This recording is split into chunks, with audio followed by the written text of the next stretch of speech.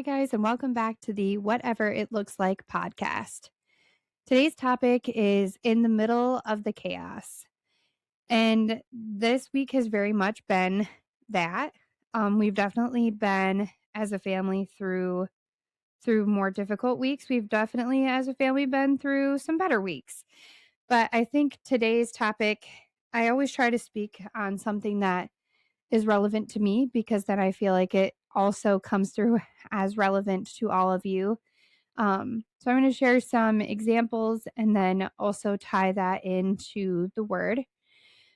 So I'm sure there's been seasons in your life or something maybe that you're walking through right now that feels very chaotic. Like you can't possibly do one more thing. You can't possibly have one more thing put on your plate. Like we've all walked through that, whether it's in your career, in your personal life, in ministry. I mean, just even saying those things out loud, I could give you an example of every single one of those that I've been through. Um, but there are some weeks that it just feels like you get hit from every single angle. Um, like I said, this week was very rough for my family, and we've definitely been through some better weeks, but I kind of want to just give this my hope for this podcast today is that you remember that even in the middle of all of the chaos, that you know where to turn to when you hit that wall, when you feel like you just keep running into the same thing over and over again. Maybe you feel like you question, like, is it why does this happen, or is it all worth it? Like, is me doing this thing, like running this race, worth me doing? And I want to tell you that it is, but definitely when you're in it, it can feel very overwhelming. Okay, I also told you guys I'd give you some pretty real examples. So I mean, it's funny now, but it wasn't funny then. I'll give you a story for our example from my own life. My husband and I don't go, well, at the time we didn't go on very many trips. Like we didn't have like a lot of money to do trips. And we were going out of town to see my friend who is in the Navy, and she was out of state. And my sister-in-law and my brother, my sister-in-law was also, the three of us were really close friends in high school. And my sister-in-law was my friend before she married my brother. So we were going to go see our third friend, like our little three group. And so we were on this trip. We had just gotten a new car, and we had gotten a new house within like 6 months. And so we were very excited. We were going to take our new car on our trip that we had had for just a few months. And we are like 4 or 5 states away, well over 12 hours away. And you just have those days where you're like, you ask yourself, like, what else could go wrong? And you like don't want to ask that, especially out loud, because it feels like sometimes when you do, inevitably it will go wrong. And we started the day, we were losing air in our tire, and we're like, what is going on? It's a weekend, we're out of state. The tire shop was like, was either wasn't open or was only open for like a short window of time.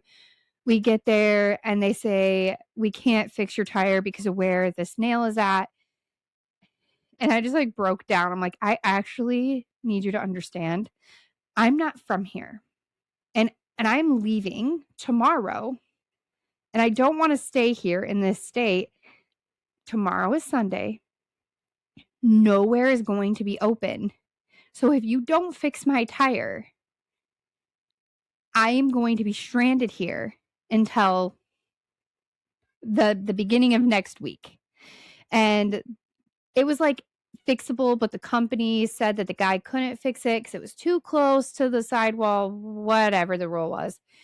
But the guy could just see that I had like enough desperation and panic, and that if I did stay, I in fact was going to be back on Monday unhappy. Not saying that you should bully people around, but I definitely was like, ugh. And so the guy's like, yes, we will fix your tire. And we are standing in this store and we're waiting for our tire to get fixed because by the grace of God, this person had mercy on me and said they'd fix the tire. And I get a phone call from my husband's sister, and she is hysterical. Like, she's freaking out. And she's like, Heather, a tree just hit the house. And I'm like, she's dog sitting for us. And I'm like, you're a tree hit the house? Like, what size tree hit the house? And I'm like, just looked at my husband and I'm like, I didn't say it out loud, but I was thinking, like, what else could go wrong? Um, she took a picture. It was a relatively small tree. It did do some damage, but like my roof was damaged. My house was not like gone, or it definitely could have been much worse. And so the tire got fixed. We got home. I started getting a hold of the insurance company. And I don't fully remember how much time actually passed, if it was like a week or 2 weeks, but they had sent this insurance guy who's going to come out. He's going to take pictures of the property and see what all was damaged.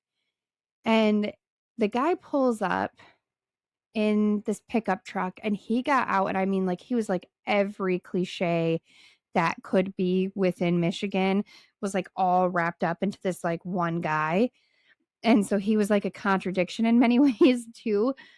And he just got out and he was like checking out the stuff and he's like, we're going to have to do a claim. So we're going to make sure we get this in the claim and this in the claim. And he's just trying to like find anything that he can put in here to like make it worth the claim. And so he's going around and checking everything. And my kids were much smaller. So I was running in and out of the house.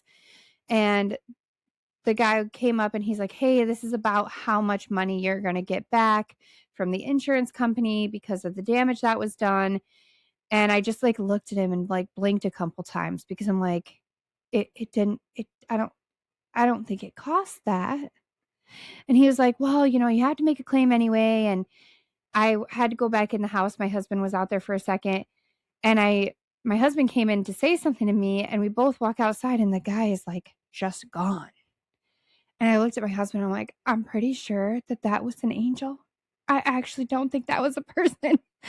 But I say all that because in the middle of the chaos, it definitely feels like you possibly can't take one more thing. And in my maturity, I've definitely grown beyond that threshold. Like I said in my first episode, I am a supervisor for a township. And so I have multiple things that are thrown at me throughout the day that I have to like try to juggle. And my previous boss, I was just actually messaging him before I hopped on this podcast. He always would tell me, one must imagine Sisyphus happy. Now, if you don't know Sisyphus, it's like the guy pushing the boulder up the hill, like constantly just believing that the work that he does is important. Because if he didn't think that his work was important and he didn't have any sort of like enjoyment or duty or fulfillment in pushing this boulder up the hill, he would be crushed by the boulder.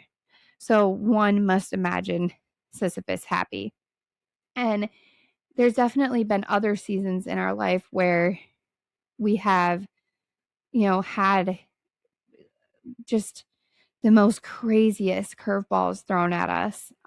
This week, we found out that my husband is not only just a little allergic to bees, but he is like deathly allergic to bees. He got stung and went into anaphylaxis, and we rushed him to the ER. He's fine now, thank goodness. And I wish I could say that was like the only crazy thing that happened this week. But how do we as Christians find joy in seasons where we just feel like we're getting pulled in every single direction, or seasons where we feel like we can't take any more bad news? There's just not enough room for any more bad news. And I'll give you my advice, and I guess a little bit of a story from scripture too. Like I said, you cannot change the thing in the moment that you're in. Like the bad thing has already happened. So if you take a deep breath and you go, okay, what can I do in this moment?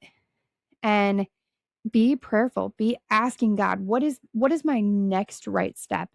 And I don't want to sound hypocritical because there it definitely there are times where you actually do want to scream and cry and you might actually scream out loud. So don't hear me saying this like you must pray and be a perfect Christian. No, you're going to react and you're 90% of the time your first reaction is going to be a flesh reaction and it's not going to be a spiritual one. And through maturity you will gain you might respond more with spiritual reaction and not a flesh reaction, but you are still only a human being. But pull yourself together, stand up, pull up your big girl pants or big boy pants, and continue to move on. Because you have to remember, if Sisyphus isn't having a purpose or having a thing, he would let the boulder crush him. So you have to get up, stand up, continue to move on with grit and grace.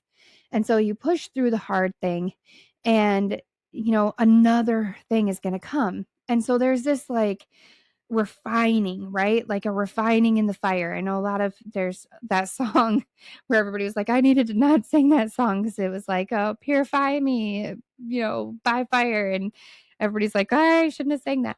But it's so true. Like you go through a hard thing and you think you possibly can't take one more thing. And then all of a sudden you're like, oh, this isn't so bad anymore. And then you get a little bit more on your plate or you get a little bit more pressure and you just continue to grow. So it's not always bad. In a season, it might feel like it's super bad. I know I will have my husband on the podcast to do a little bit of a marriage series probably later on this year. And we went through a season where it was like, I had a week where I had 3 very like trauma inducing things happen. And it wasn't anybody else's fault. They were all dealing with their things, but it was like one thing after the next thing. And unfortunately, one of the things was something that was related to my husband. And I just was like, I cannot, I cannot take one more thing. And now I'm like, you know what? We walked through that season. I had a choice. I had a real choice to make. And I could have in that moment been like, I'm so mad at you. I hate you so much. And hear me, it's not as bad as it might sound, but it still was not a good thing. And so I was like, I would have felt completely justified to be like, I am done. And I chose in that moment to stay, to hear, to listen. And that didn't mean I did so nicely. That didn't mean so that I did so like with this like supernatural peace and patience. No, I continually chose to hear and listen and try to figure out what the root of the issue was so that my marriage and my marriage with my husband would be stronger for it. Because I try to be a person that I think everything, and I know it's not super scriptural, but I think that everything has a purpose. And yes, there is scripture that says there is a time for every season, that there's a time for mourning and a time for joy and a time for sadness, and there's a time for everything. And so I believe that we go through these seasons in our lives and it makes it stronger. So my marriage after that season, continuously choosing to put in effort, and believe me, if there wasn't matched effort, that season would have been very different. But because there was matched effort on both sides, my marriage came out 10 times, maybe even 100 times stronger than it did going into that season, right? Because sometimes you don't see, it's like a deer, right? That I live in Michigan, so that's a super good analogy for me, but you're driving down the highway and you don't see the deer that's flying through the woods, about to come flying out into the middle of the highway, and you're going to hit it. And to me, that's what that season was like. I was like, I didn't see the deer. Where did it come from? And so you get to a point where you're like, okay, I, as a reasonable human being, know that I live in Michigan, that there are deer that also live in Michigan. And so I can't be surprised if the deer comes at my car, but how am I insured? What's my backup? You know, do my brakes work on my car? Do I have insurance that's going to cover my car if I get into an accident? Do I have health insurance that's going to protect me if I get injured? You know, like you use your reasonable mind. And so if I put that towards my marriage and I'm like, okay, I didn't have the tools that I needed to go through that. But then when I got out of it, I did. And so now I'm not going into it blind. And so I think that when you go through a chaotic season, and even if we don't relate that to marriage and we relate that to our own or something else in life.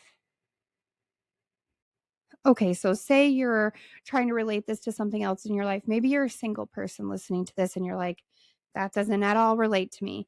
Okay, so what about your job? What if you were in a season where there was a shift at work and now you have a new boss and your company is getting cut employees and you're trying to find out if your job is secure. And so you're walking through a chaotic season and now you have a sick loved one and your car breaks down. We've all been through situations like that. But if you remember, like, you can only deal with one of those things at a time. And if you're prayerful and you start asking God, what's your next step? Okay, well, is this job that I'm working at loyal to me? Do they trust me as an employee? Am I actually able to give fruit? Am I showing others in my workplace that God is important to me? And if you can't say yes to those questions, maybe God is closing a door. Maybe he's actually creating an out. And maybe you didn't listen, so he decided that he was going to make your car decide not to start on Monday morning when you needed to go to work. Whatever it is, when you get through that season, you might look back and you might be like, okay, God didn't let my car start that day because I wasn't supposed to go to work because there was some big meeting where they yelled at all the previous staff that was existing and they told everybody to get out and how much they hated him. Yeah, you probably wouldn't have wanted to be there for that. In the middle of the chaos, it just feels so, so crazy. And so if I would relate this to a Bible story, I think about Elijah, okay? I think about Elijah who is just leaving Mount Carmel. And if you don't know the story, Elijah went up. Jezebel was like, I'm going to send all my priests to come and pray to Baal. And Baal is going to bring rain because there's been a drought.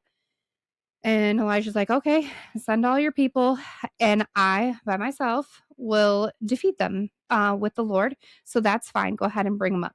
So the priests come out, they do their sacrifices. Elijah says to the people, bring me water, which remember, it's a drought. So he asked them to pour out the water onto the altar of God, and fire rains down from the sky, and then it starts to rain. And the fire came, it struck the Baal altar, burned it up. So everybody knew that God was real, right? This should be like a high moment for Elijah, right? He just had the victory and the Lord removed him, or, like if we compare it to the other stuff, like the Lord removed him from that hideous job and he got a brand new job and he feels so good and so loved. And he's in this season where he's like, yes, victory. And so Elijah should be on like a 10. But then Jezebel says she's going to destroy Elijah. And he gets struck with fear. And he runs into the wilderness and he lays down under a bush and he asks God to just let him die. And I think we can all relate to that. We can all relate to those seasons. But God, in his own way, he comes, he brings Elijah food. Well, not him, but he sends birds, bring him food. And Elijah has food and drink and is taken care of for a season of time, right? A period of time for him to lick his wounds, which is okay. From time to time, we have to be able to do that. We have to let ourselves cry, feel it out. Even guys, Don't act so tough. I know that you also need to have recovery time. But then the Lord says, get up. Keep moving. You have things you have to do. And so Elijah goes on. He continues to do great things for God. And then he passes his mantle to Elisha, Elisha. Yes. And he passes his mantle to Elisha. And then Elisha goes on and does amazing things. He could have laid there and just died, like we've all been through those seasons, but he got up. He continued to move. He still did the thing. He was still persecuted. He still wasn't liked. Jezebel was terrible. There's even like a thing within Christianity where people say there's a Jezebel spirit. It's just this very manipulative, like wants to be all controlling, all powerful, hates men, hates authority, hates all the things. And so that's what he was up against.